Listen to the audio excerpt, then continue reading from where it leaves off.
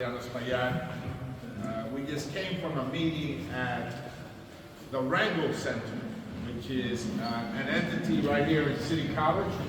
We're here with Clayton Banks from Silicon Harlem, with President Boudreaux from City College, with legendary Congressman Randall.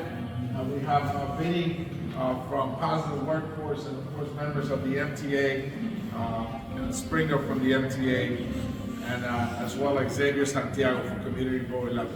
Our discussion today was about jobs and how the 2nd Avenue subway, which will connect Harlem and East Harlem to the rest of the world, will not just be a 3 subway stop project, but an economic engine for Northern Manhattan and the city of New York.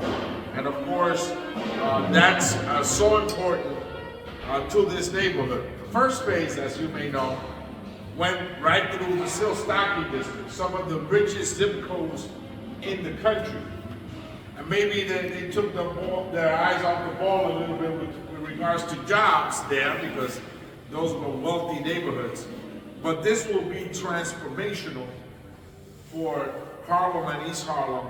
And we had a pretty good discussion with the MTA, with the labor unions, of course with the Roundtable Center, with Positive Workforce, and other entities that are critical in making sure that the jobs get here and that we train the people for the job opportunities that this major $7 billion project will bring.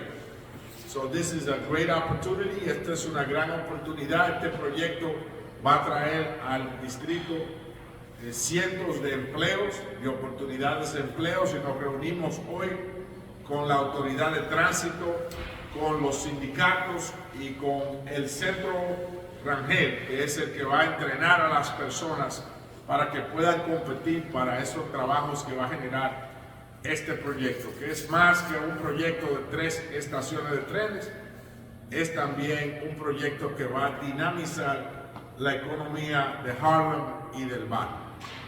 Congressman Randall. Thank you. I can't thank Congressman Espaillat enough for being able to put together the pieces, which I hope this will be a pilot project for the entire country. With all the problems that we have politically, forces in Washington have seen fit to recognize that our infrastructure was so dilapidated that it was actually have a negative impact on our national security. We have before us the nation's highest prestigious university, bringing in people that's been denied opportunity and turning out the highest talent we have in our nation and the world. We have the MTA that masterfully takes loads of people, millions of people, more than any other city in the world. And they have the most skilled workers in the world.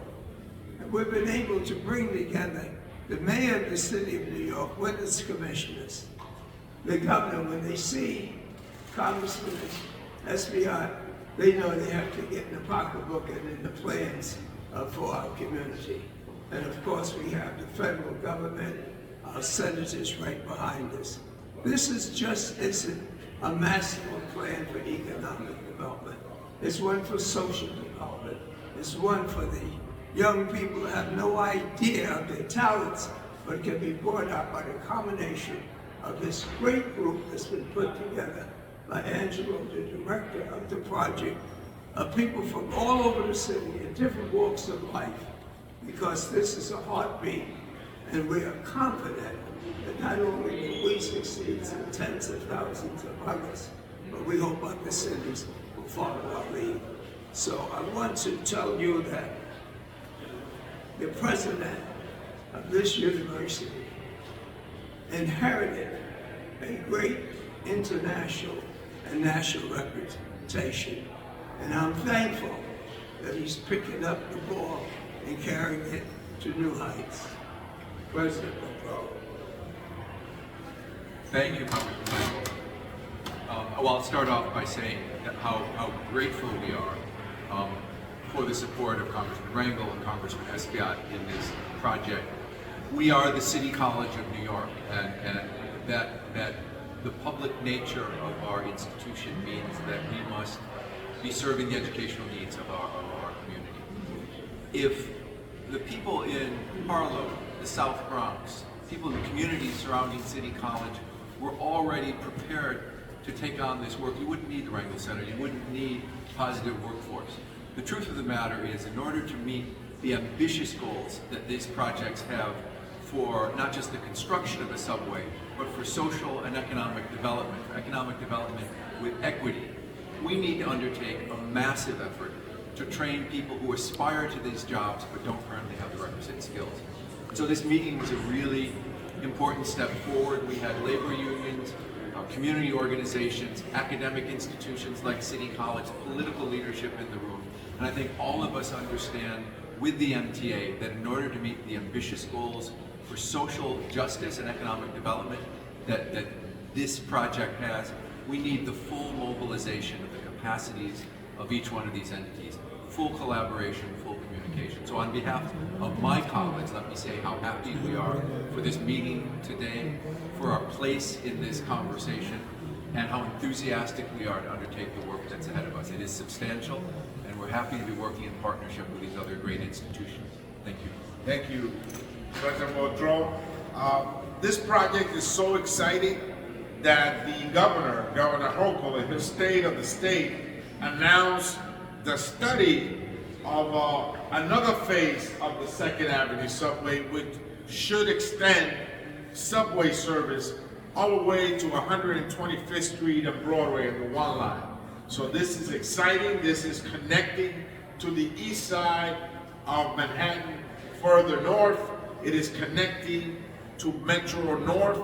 It is connecting via an express bus to LaGuardia Airport and potentially future water transportation, both in the Harlem River and the Hudson River.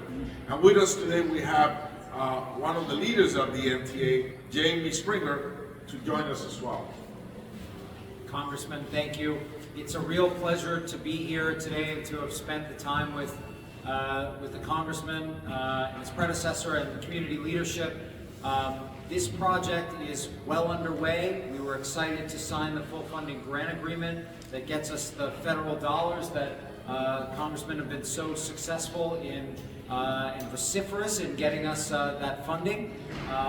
We recently awarded the early works package that clears the way for the major parts of the job. But we know at the MTA that what we build is really important. This is servicing a transit-starved community, the most transit-dependent community. It's righting the historic wrong decades ago, the promise of Second Avenue subway to East Harlem. We're finally getting to build it. So what we build is really important, but it's also really important how we build it. And we had a great dialogue today about what we're doing. There will be, thanks to the Biden administration now allowing it, local hiring requirements for the major pieces of this project. There will be partnerships, and that's what's really important to us is partnerships with local institutions like City College, like the Rangel Center, like the many community organizations to provide skilled training so that folks who are able to get positions within pre-apprenticeships, apprenticeships, journeymen, all of the different parts of this job are going to have the skills that they need to be able to be hired and work on the job immediately. And that was the dialogue we had today. I think there's very little difference in opinion between us. It's just about how much we can do and how quickly we can do it, but we're very excited to be working with all these local representatives on these really important issues. Thank you so much. Questions? Preguntas?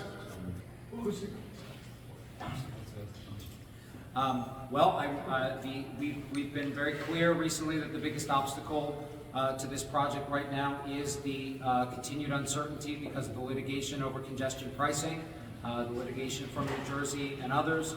We have 1 million people a day coming into the Central Business District. The vast majority of them rely on mass transit, including, as I said, the most transit-dependent neighborhood in all of New York City, in East Harlem. And so the investments that we're making as a result of congestion pricing are much needed, and we have to make sure that we deal with that uncertainty quickly and are able to move forward with what is about half of our remaining capital program. Beyond that, this is a complicated job to build, and as we've designed it, and scoped it, and started to get into the details of construction, we've been working with our local community leaders and our environmental review to make sure that we're managing the environmental impact of the project, and we're confident we'll be able to